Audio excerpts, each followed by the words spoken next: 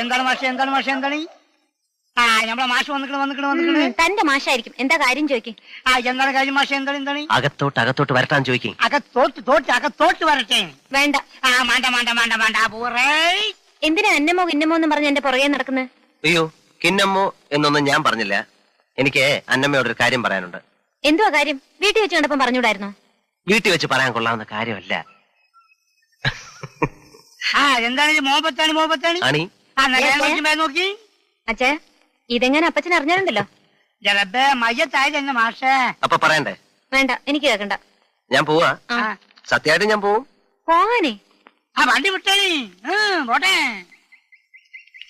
അന്നമ്മോ, എനിക്ക് തന്നെ ഇഷ്ടമാ. തനിക്ക് എന്നെ ഇഷ്ടമാണോന്ന് നാളെ പറയണം. ഇപ്പൊ തന്നെ പറയാം. അല്ല. അയ്യോ, അങ്ങനെ പെട്ടെന്നൊന്നും പറയരുത്. വീട്ടിൽ പോയിരുന്ന് നന്നായിട്ട് ആലോചിക്കുമ്പോ ചിലപ്പോ അഭിപ്രായം മാറും.